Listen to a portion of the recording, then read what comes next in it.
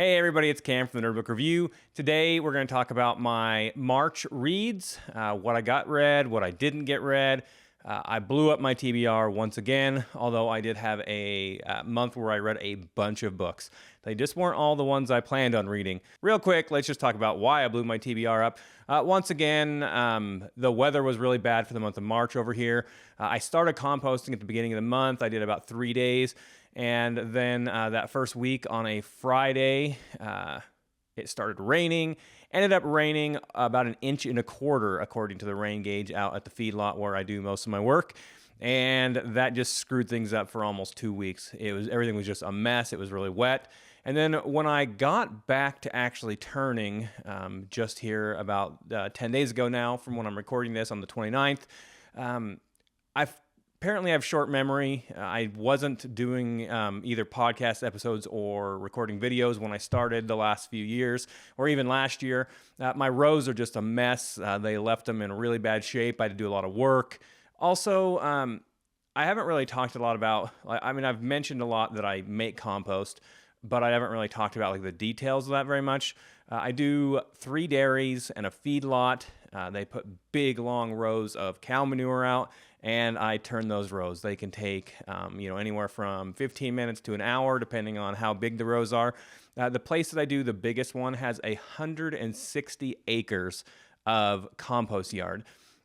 Half of it, the original area, it's really nice. It drains really well.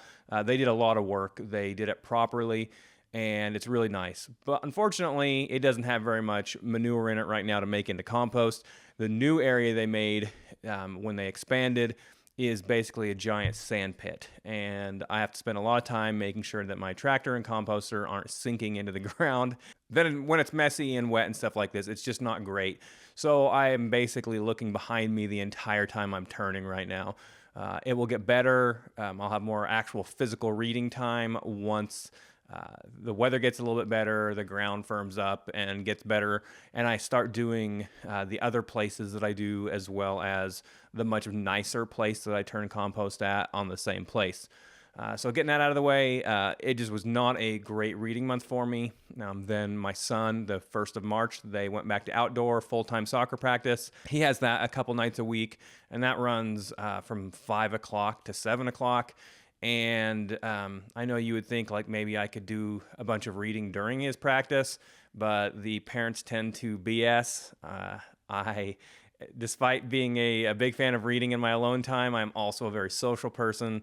And the group of parents that I BS with regularly, we just talk the whole practice. And it would probably at this point be considered weird and rude if I stopped talking. Then I also got roped into coaching my daughter's soccer team. So that's on Mondays and Wednesdays, and Tuesdays and Thursdays is my son's practice. I'm not coaching him, but talking with the parents. And then Saturdays they have games. And we're just trying to make sure we do lots of stuff with the kids on the weekends as well. Last Sunday, we ended up going to the zoo. The week before that, we went to a reptile zoo, which was actually really cool. Tons of snakes, lizards, they had a huge turtle area that we were able to interact with, big tortoises. We're just trying to make sure that we keep everyone busy and do lots of stuff. So I just have not had a ton of time to physically read. I did still manage to get 5 books read this month, which is actually kind of impressive in my mind. I got more read than I actually thought that I got done reading. And then I actually managed to get through 8 audiobooks as well. Let's go ahead and get into talking about that. I'm going to talk about the 5 books I read first, and then I'll talk about the audiobooks after that. Okay, so the first book was actually the end of February, Rites of Passage by M.D. Presley, but I don't think I'd actually finished reading that when I did my February roundup. It is a urban fantasy book that should be coming out on April 1st, so a day or two after I release this video. It's don't think Paternus, huge epic battles. This one's more like the mystery, just humans. We have a main character, he's 18 years old, single point of view chapter book. He's grown up in a cult that's a kind of a magical cult. He escapes from that, gets found by another magical group who recruits him a little bit unwillingly to try to discover what happened to a couple of magic users who got sucked into a maze below a house. The book is set in the early 2000s. I said 2008 on my thing, but that seems too late because 2005 seems more correct for some reason to me right now. But anyways, it's early 2000s. They had a ton of fun cultural references to that time period that I really enjoyed. Despite having a character who's 18 years old, he's very mature. He is probably one of the more reasonable characters in this. There's a lot of older people actually who are magicians who are like, oh, we're just going to get through this and pants it. And Corbin, the main character, is actually more, grounded and stuff like that. I really enjoyed the book. I gave it a 9 out of 10. The review already came out. After that, I read Of Blood and Fire by Ryan Cahill.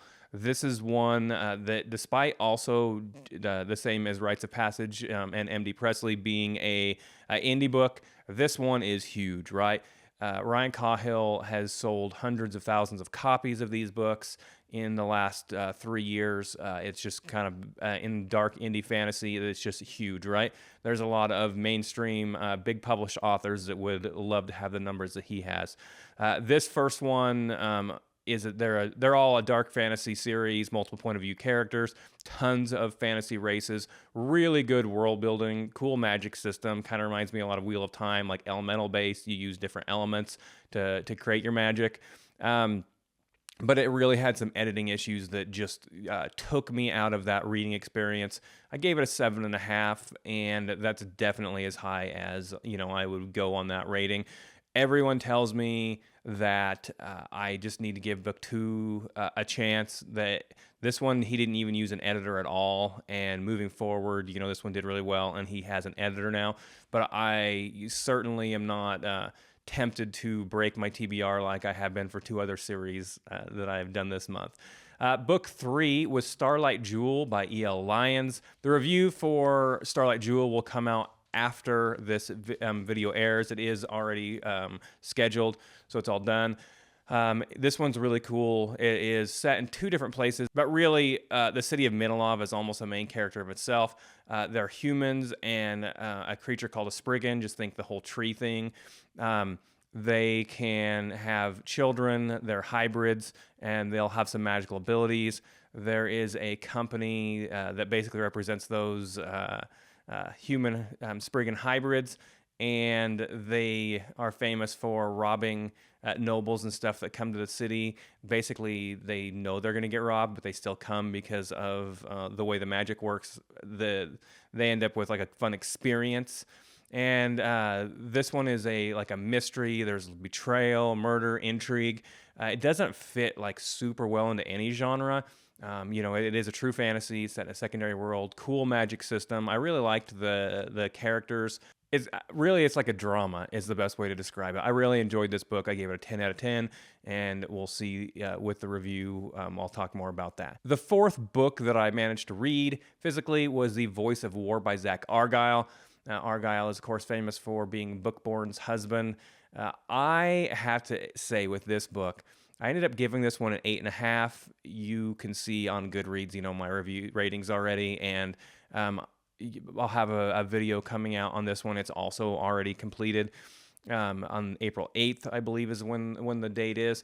This is one that has a bunch of tropes and plot devices that I don't love, but I still like the story more than I think I should have. This is one really cool magic system, and it shows that a magic system can be both simple and elegant and really work, and I really enjoyed it. Cool secondary world.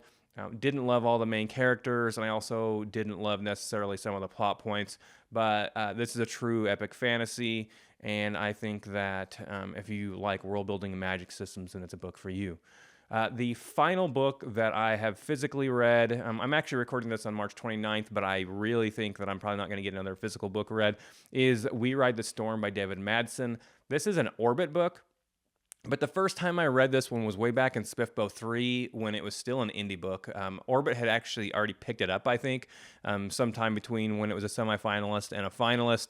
I enjoyed the book. I gave this one an 8 or an 8.5 out of 10. This one really evokes like China, Imperial China, the Mongolians, and It is multiple point of view characters. There is a war that is brewing and, getting ready to happen, and really low magic, but definitely if you want something that's more of like an Eastern, that Chinese flair, as opposed to a Western European style epic fantasy, then it's probably one that you're going to enjoy. Just humans and really low magic, but there is definitely some magic in it. Those are the 5 physical books that I read. Interspersed within some of those readings, I, as mentioned, spent a lot of time in a loader, and then when I was in my composter, then I didn't have a lot of time to physically read either. So I spent a ton of time listening to audiobooks this month. That includes the 2nd, 3rd, and 4th Sun Eater books by Christopher Rocchio, Howling Dark, Demon in White, and Kingdoms of Death. I loved all 3 of those books. I gave 10 out of 10s to Howling Dark and Demon in White, and probably like a 9 out of 10 of Kingdoms of Death. It had a really darker tone. Demons in White is quite possibly my favorite single sci-fi book of all time now. Obviously, it's a space opera, so not hard sci-fi, but I'm a space opera fan if I'm going to, read the sci-fi, so that like Red Rising, Vorkosigan Saga. This is a series that I absolutely love. I got those first 4 books done now. I should read 5 and 6, but I need to make myself also only do audiobooks. And the reason why I didn't continue on with these audiobooks is because of the next series I'm going to talk about, which I have now listened to the first 5 books. Dungeon Crawler Carl by Matt Dinneman. I loved it. The first book and the second book are good, but I think that it really ramps up with book 3. I'll have reviews for the first one of these coming out, and then I'm hoping to have my wife come on an episode with me and talk about these books as well. Now, the reason why I stopped with the Sun Eater series and started doing all of these, in a row, is my wife decided to listen to the first one after I had purchased it, and she really enjoyed it. So then she listened to the second one and the third one. We actually had 3 credits on Audible, so that's where we got the first 3. She bought 3 more credits just to listen to books 4 through 6, which she is now on book 6. So I'm about to finish up book 5 and start book 6. This is a series that actually I don't have my review for it will come out somewhere around the middle of April. So I guess if I was talking about it, it's going to be a little while. But lit RPG, true lit RPG, I have mentioned previously that I'm not a lit RPG fan as a general rule. I don't like the contrived, you're adventurers in a separate world where I just don't really feel like I care about those characters. If you're, like, say you're part of a dungeon crawling family where, you go to magical school and then you go into the dungeon and you do your thing. That's the kind of lit RPG that I think I've read in the past, and I've just never really cared all that much, right? Well, in this case, in Dungeon Crawler Carl, you end up with with Earth, and aliens who previously had seeded Earth reclaim their world, and the way that they're going to get their resources out of it is to have a giant intergalactic show that is being watched by quintillions of people throughout the entire rest of the galaxy, and humans have to go into a dungeon and see if they can survive till at least the 10th floor in order to maybe get out of it. Millions of people will initially go into the dungeon. Pretty quickly, we'll be down into under 1 million people, I think, before the first book's even over. And, those carry on from there. This is a series, the first 2 books are just absurd. They're crazy. They're definitely rated R.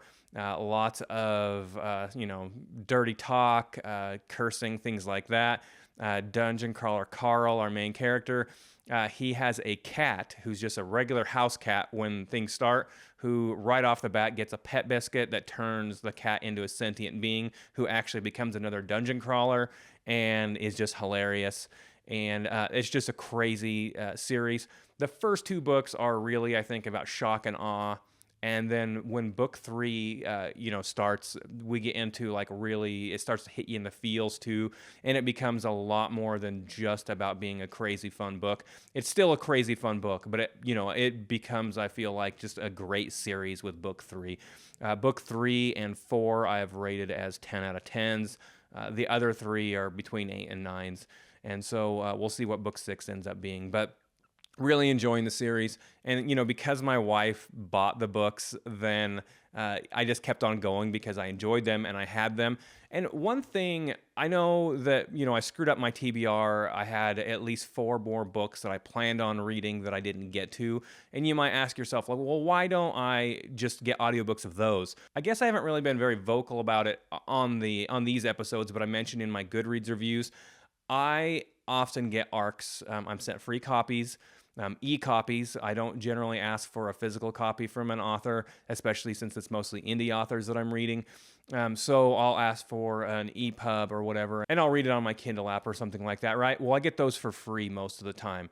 I have to pay for some of the bigger books I read, especially if they're older books. But I still get ARCs from Orbit, Penguin, and some other people that I'm able to request, and I generally get those for free. Audiobook is a totally different deal, especially for independent authors. They tend to get a few copies that they're able to give out, especially if they're doing them through Audible and through Amazon. But other than that, they have to pay for them. So I almost never ask an author if I can have a copy of their audiobooks. I just feel like I'm not going to ask an author to pay so that I can read a book, right?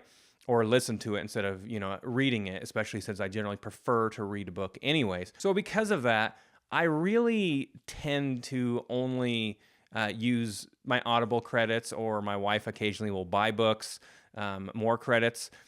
Generally, I only do that on series that I already know that I enjoy. So this first Dungeon Crawler book, I've been told by a whole bunch of people that it's one of the best audiobooks that they've ever listened to. Narrator is amazing, Jeff Hayes. He just makes it awesome.